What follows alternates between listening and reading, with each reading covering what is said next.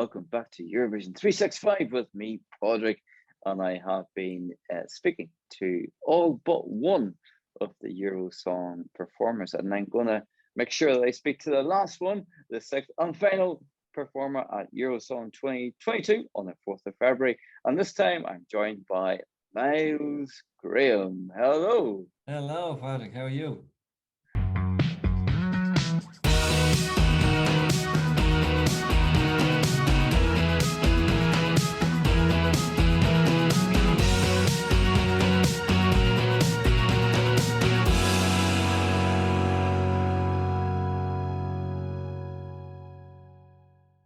How are you, Miles? How are you getting on?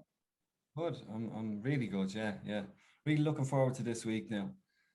The Late Late Show next Friday. Last time I was on the Late Late Show was in 2018. I got a call a couple of days before. I didn't have much time to think about it.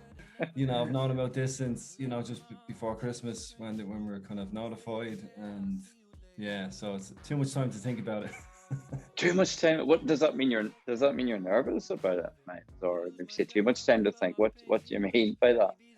Yeah, I like coming up to gigs, coming up to festivals or wherever you're doing. Generally I think coming up to an occasion, if you have too much time to think about it, it's never a good thing.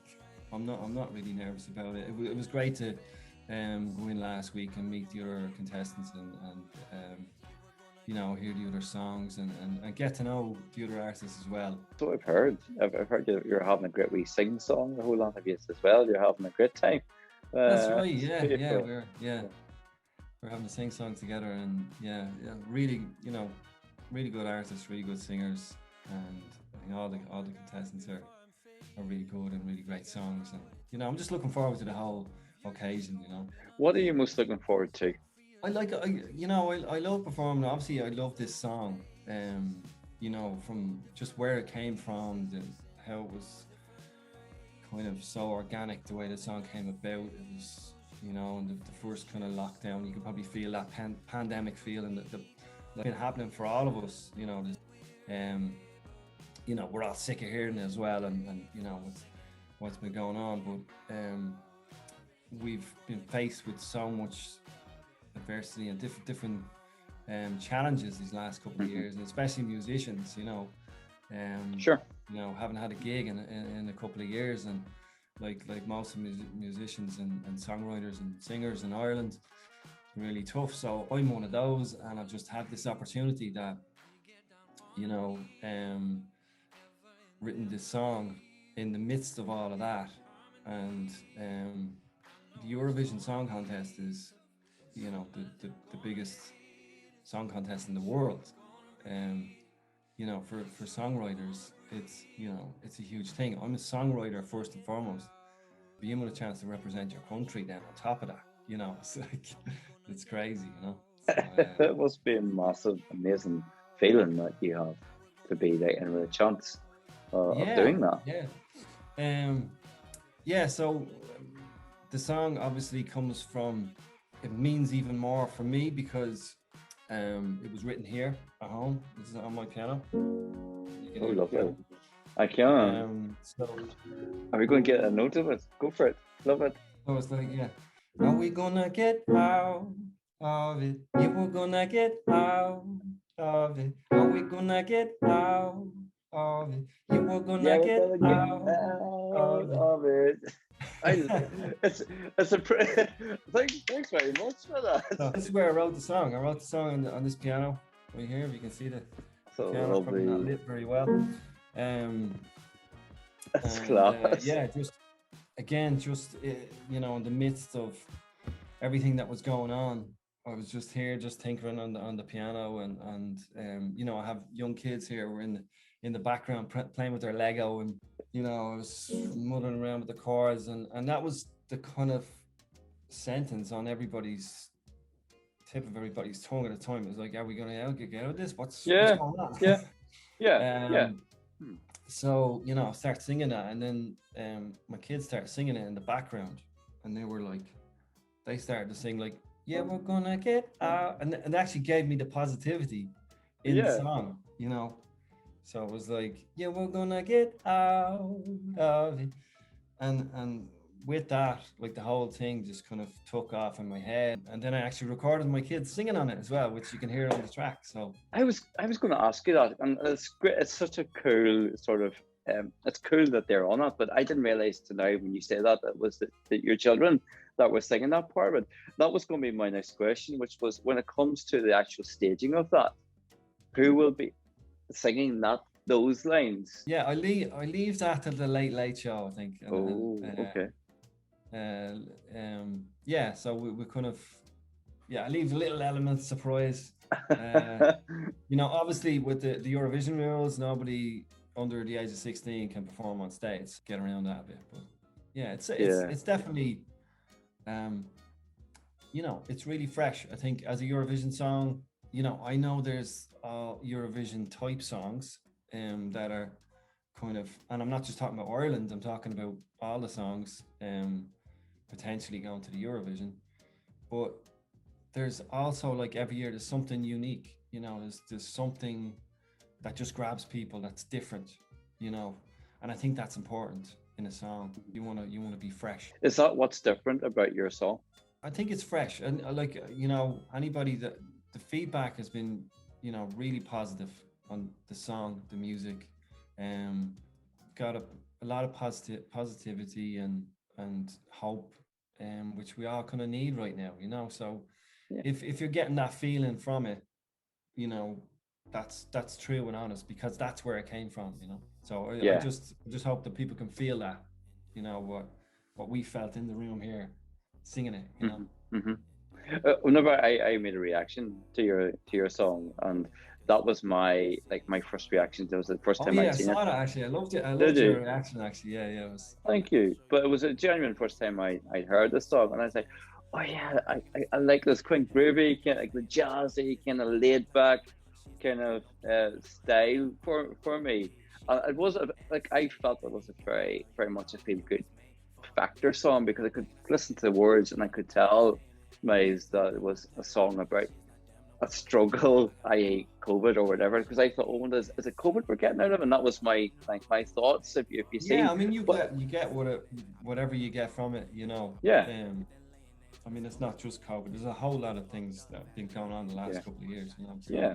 But you've had something. You've mentioned feedback there, but I think is it right? Charlie McGilligan wasn't he? He was very approving of your song, wasn't yeah, Charlie wrote a lovely comment. Yeah, he? Yeah, um, yeah, yeah, it was just basically really liked the song and yeah, it was amazing to get that from a Eurovision winner and sure thing. Hmm. one of probably my favorite. I'm not just saying that, but it's my favorite Irish Eurovision song, Rock and Roll Kids, with Charlie McGettigan and Paul Harrington. Pretty And song. also my favorite moment in Eurovision because it just you just can't look back in Irish history and just it was such a huge river dance and it was huge Yeah, at the time. yeah, yeah. So yeah, that was to hear that from Charlie was yeah, very surreal. Are you a fan of Eurovision now? Yeah, well, I'm a songwriter. It's Hmm. it's the biggest song competition in the world. Yeah. So, But are you a fan? Or would you be a fan of the contest? how do you how do you define a fan? I've never been to the Eurovision. Yeah. I hear it is amazing. It is just like to be there is like something else, a whole different experience altogether. Hmm. Um, you know, I sit at home like everybody else and watch it and listen to the songs and I love music. I love lyrics. Yeah. I love listening to the Yeah. the Yeah. music element. There's obviously the stage performance side of it as well, which is Yeah. a different thing again, and how you present the song is also like very interesting.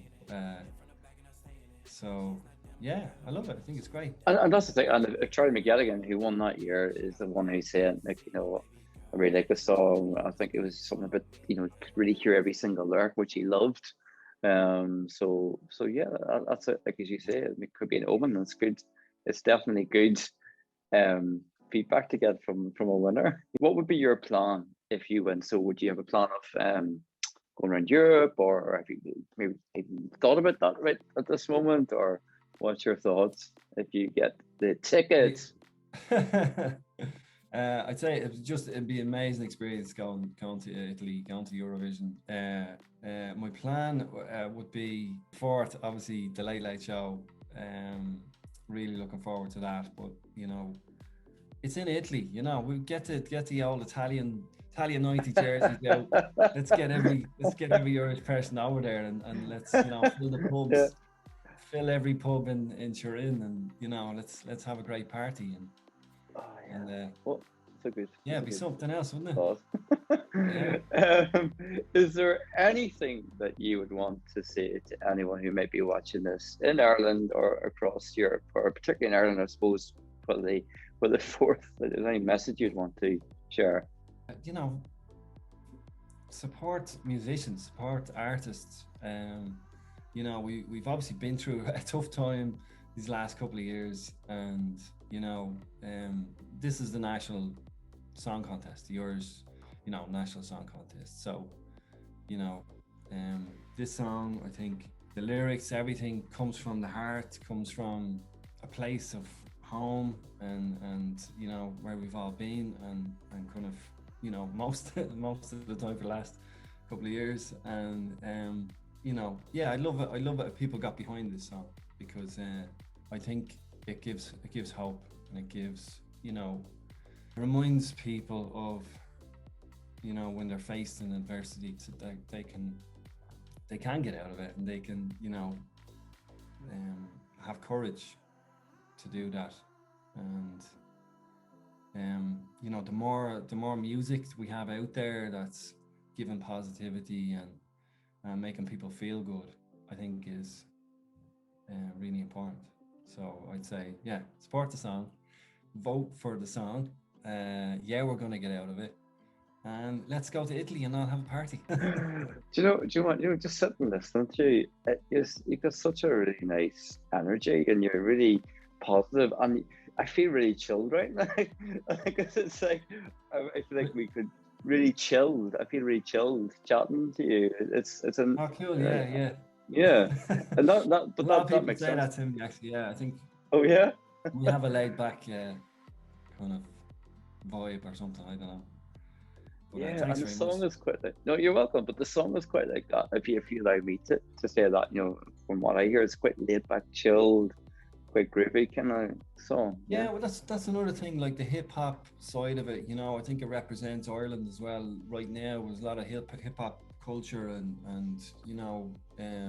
multicultural society that we live in Ireland now, and it's the music scene is very different than it was, like say back in the 90s, and Charlie McGettigan, Paul Harrington were it's I think it's out of all the songs, maybe it's more representative of that. There's different genres within. There's the 80s, there's the kind of and they're really cool. I think this song kind of represents Ireland from a music perspective, that real hip hop. There's so many amazing artists that have emerged, like in Ireland, like R&B artists, Ash, Denise, Choila, there's so many of them, Soleil, there's so many amazing artists that are coming up and have that kind of hip hop R&B influence as well. Mm-hmm. So I think if anything, that's another kind of a unique side to the song as well. I feel like I'm going on about it now. I was going to ask you one more thing, if that's okay. Is it true, because I've seen, I did share this, is it true that Amy Winehouse or musicians are involved with this song? No, that's right. I recorded the song here, the demo here, and all the piano and vocals and everything the kids' vocals were doing, and I work with a producer in London, and Justin Broad and Paul Herman, and the guys got Ben, I can't think of all their names, the guys, but anyway, they come in and they recorded the brass. Justin Broad wrote the brass trumpet solo, which is, I love it so much. And so I put it up. I had a full length, the extended version I put up Yes. because I just love it so much. I know obviously the Eurovision has to be 3 minutes, so there is a 3-minute edit, you know, that'll be going out. So yeah, that's true. Those guys toured with Amy Winehouse. Yeah, they play. You can see them playing on Later with Jules Holland with Amy Winehouse. Yeah, wow, that's pretty awesome. Hey. That's so cool. And you know what? The only last thing I would say to you is, Miles, is thanks ever so much for chatting to me here at Eurovision 365, and I really appreciate you affording me your time. And also, I want to wish you the very best of luck on Friday the 4th of February, which is just around the corner from now. Thank you so much for joining me here at Eurovision 365. Thanks very much, Patrick. Take care. You're welcome. Remember, everybody, if you want to watch any of the odd shots I've had with all the odd performers, you can do so here on the channel. But yeah, I'd like to thank Miles one more time again for chatting with me. And yeah, take care and the best of luck for the Eurosong competition. Any chance of a little before our end? What do you think? We're gonna get out of it. Yeah, we're gonna get out of it. We're gonna get out of it. Yeah, we're gonna get out of it. Class. There you go. Trumpets follow. Take care, amazing. Thanks very much. Cheers.